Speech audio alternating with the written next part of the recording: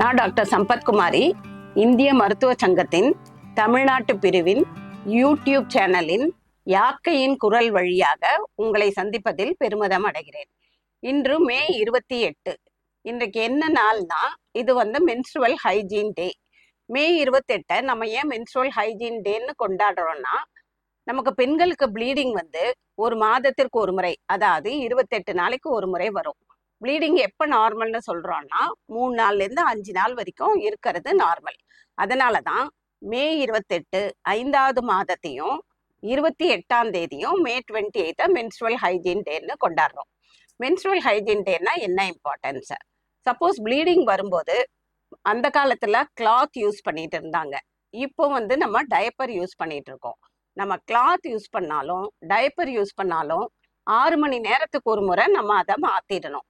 அதை மாற்றாம அப்படியே வச்சிட்டு இருந்தோம்னா நமக்கு ஹைஜீன் ப்ராப்ளம் வந்துடும். நம்ம பேடை 6 மணி நேரத்துக்கு ஒரு மணி மாற்றாம இருக்கும்போது ரேஷஸ் வரும், கை பக்கத்தில் ரேஷஸ் வரும். அடுத்தது அந்த இன்ஃபெக்ஷன்ஸை, நம்ம கர்ப்பப்பை வாயிலேருந்து இன்ஃபெக்ஷன்ஸ் கர்ப்பப்பை உள்ளே போகிறதுக்கு வாய்ப்பு உண்டு.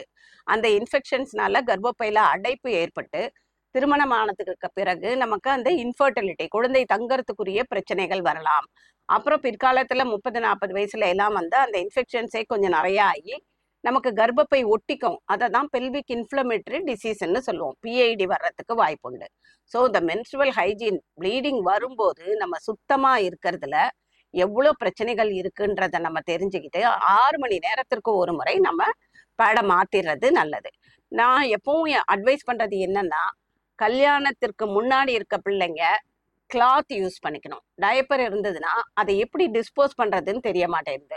நம்ம ரோட்ல சிலர் போட்டுடுறாங்க. அதை ஒழுங்காக ஒரு தனியாக டஸ்ட்பின்ல போடணும். அதை எரிக்கக்கூடாது. சப்போஸ் அந்த பேடெல்லாம் நம்ம எரிச்சோம்னா அதுலேருந்து ஒரு டயாக்சைடு வெளிவந்து அதனால பலவித வியாதிகள் வரும். அது என்வாயரமெண்டல் டாக்ஸின்ஸாகவும் மாறும். அதனால முன்னாடி நம்ம கிளாத் யூஸ் பண்ணிக்கலாம், இல்லை ஹோம்மேட் பேட்ஸ் யூஸ் பண்ணிக்கலாம். இப்போ லேட்டஸ்டாக என்ன வந்திருக்குன்னா மென்ஸ்ட்ருவல் கப்ஸ் இருக்குது. நம்ம திருமணமானவர்களுக்கு அது வைக்கிறது கொஞ்சம் ஈஸியாக இருக்கும். மென்ஸ்ட்ருவல் கப்ஸு 3 விதம் இருக்குது. Small size, medium, large size. யாருக்கு எது வசதியாக இருக்கோ அந்த கப்பு கடியில் ஒரு காம்பு இருக்கும். அந்த காம்பை வச்சு அப்படியே உள்ளே நம்ம வச்சு விட்டுட்டோம்னா அது அழகாக ப்ளீடிங் வர்ற இடத்துல அந்த கப்பு செட்டில் ஆகிடும். நமக்கு ப்ளீடிங் அந்த கப்பு உள்ளே போயிடும்.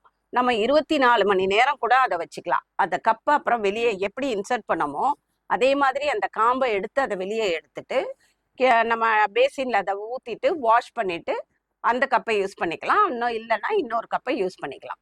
ஸோ இந்த மாதிரி மென்ஸ்ட்ருவல் ஹைஜீன்ஸ் ஃபாலோ பண்ணோம்னா இன்ஃபர்டிலிட்டி பிரச்சனை சால்வ் ஆகும், பிஐடி பிரச்சனையும் சால்வ் ஆகும்.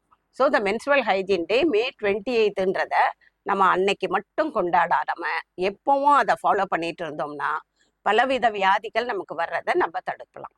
நன்றி.